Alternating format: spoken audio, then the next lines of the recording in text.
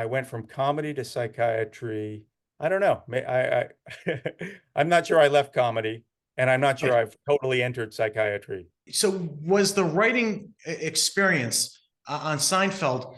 It sounds like it was different than a lot of other comedy writing conglomerates. I've heard more about the writers' room where everyone is shooting ideas off of each other and building on each other's ideas. Have you ever worked in that sort of situation? Yeah, I've done some writers' room stuff, which is a lot of fun. Mm-hmm. Where you typically you're all looking at a big screen, looking at the same lines together and trying to punch it up, or talking through the script, usually with like a whiteboard and putting together an outline. Um, the first few years of the show, Jerry and Larry would do a final pass, just the two of them. They would typically take somebody's draft Yeah. and they would just work their magic and they would make it very funny and give it their own voice. They had, as if you've seen the show, great, very specific references, Mm-hmm. comedy of complaining, comedy of failure, comedy of worry, just neurotic stuff, Right. a negative view of the world, which I love, and with their own unique style. And when they collaborated, there was probably something happening that neither of them had individually.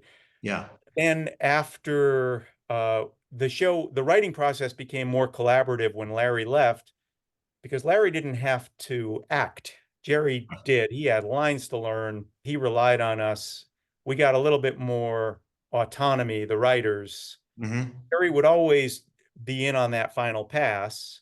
And boy, that was fun, getting a chance to write with him. Yeah. But it was more of like a traditional writer's room than Mm-hmm. those first 4 or 5 seasons when everything went through Larry and Jerry's filter. Just Right. just the two of them was a finer filter. Interesting. What do you have any particular script that was your favorite thing to write for Seinfeld? Well, the first script I wrote with Gregg was a lot of fun. It was called The Jimmy, and that was an idea I had pitched when I was alone on the show, but didn't pitch it well. Right. But I thought, that's a good idea. Maybe I'll flesh it out a little with Gregg and repitch it. And we did. The basic idea is a lot of people will refer to themselves in the third person. It's kind of Yeah. this narcissistic thing. A lot of rock Right. stars and athletes do it. Huh? And we thought there'd be, some hotshot pickup basketball player would keep calling himself Jimmy. And there would be a misunderstanding where Elaine hears him in the context of like Elaine wanting a date with somebody else who's in the room. He hears the guy referring to Jimmy and assumes that the Right. third person in the room is Jimmy. Yeah. It was a little, it was tricky to work out, but it worked out. And that script was really fun. A lot of the stories connected nicely. There was Yeah. a story of Kramer being mistaken for a mentally challenged person because he's wearing funny looking training shoes Right.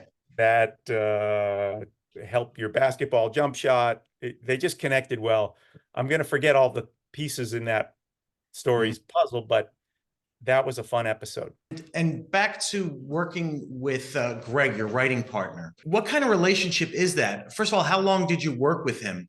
And is that something close to a marriage where you're working with someone every day and you each have your strengths and you have to put up with each other's idiosyncrasies?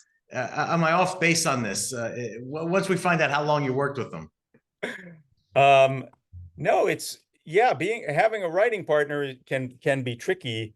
He and I have a very similar sense of humor, similar references. You need to grow up with the same stupid Yeah. TV shows and characters and books that you've read.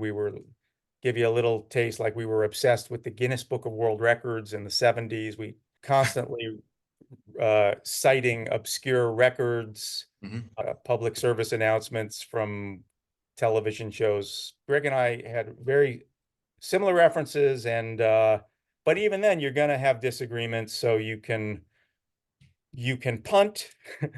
You can Mm-hmm. say we haven't cracked this one yet. We're not going to go with your idea or my idea, or or you can alternate, take turns, which is can sometimes I find be helpful in a marriage, Sure. or compromise is hard in comedy. You kind of have to commit to one thing or another. Yeah. And now a different type of writing. You wrote a book called Saving Face, a comedic look at how to deal with difficult situations, if I'm summing it up the right way. I just did my research and found it. I ordered it on Amazon. I haven't read it yet, but it should be coming. How did you come to write a book with your writing partner? It was kind of like the George Costanza stories that we never got on the air. It was just awkward situations that you have to lie your way out of, or you just come up with all of these techniques and tactics because they're just embarrassing situations.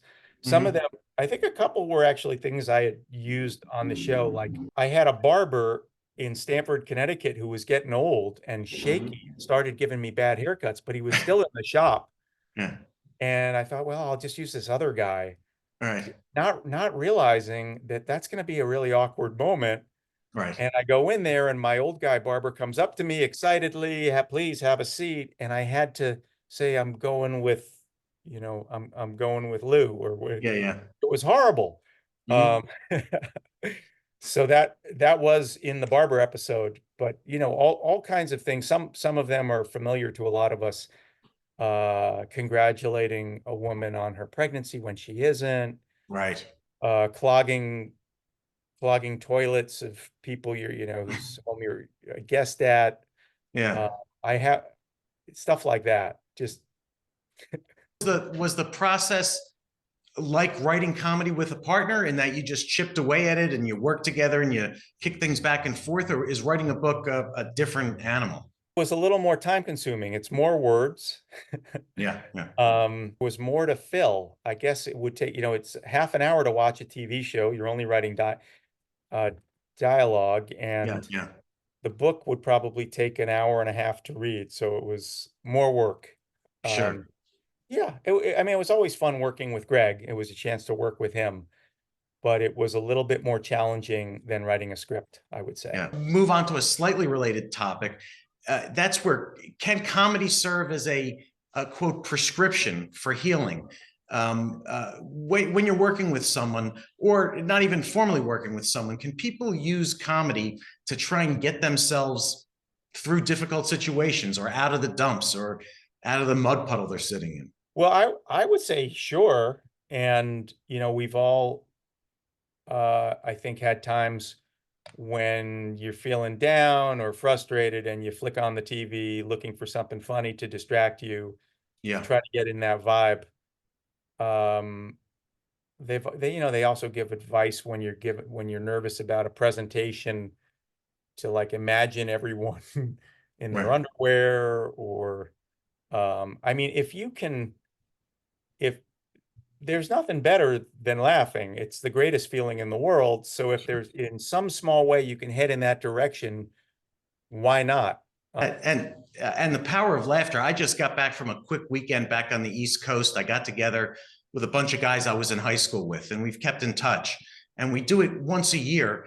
And I laugh more in the 24 hours we spend together at one of their houses than perhaps I've laughed in the whole other year in my life out here in California. And it's a good life out here, but it's just the amount of laughter. I come back like a changed or revived person. Yeah, totally. Well, it's all about transitions. Like you're with these old friends and you see them, and you're back in Right. whatever high school, and you're relaxed and happy and comfortable and reassured. These guys have your back. So you can start horsing around immediately. Right. Right. When doctors are with a patient, Mm-hmm. and you've got to tell them they had a bad x-ray. Yeah. Yeah. It's going to be a tougher segue you can get them laughing, but it might take a little while, and you're going to have to be really nimble Right. Right. of how to do that. Mm-hmm. Um, so yeah, we've all got I think most of us like to laugh, I guess. Mm-hmm. And we have our reliable things, our favorite movies and Yeah. shows, favorite people to be with. Um, Sometimes you take a chance and you just pull up a new sitcom that somebody told you about, but that you might get lucky and start laughing, but it might it might be a slower laugh, or it might not happen. But yeah, Yeah. those it's the transitions. It's um, you don't want something that's just so familiar that the laughs aren't fresh anymore. Right. You want to feel relaxed, comfortable, happy, silly, and whatever is going to put you in that mood. Uh, I have old Mad magazines. I'm always buying old Mad magazines that I haven't read in a long time, because it's a nice mix of familiar, Mhm. happy, reassuring, but oh, I hadn't read that issue in 40 years, so the laughs will be, somewhat fresh. That's great. Andy, it's been an absolute pleasure to talk to you, learn more about your career in comedy. And I can't thank you enough for coming on today. It is a pleasure, David. Thank you very much.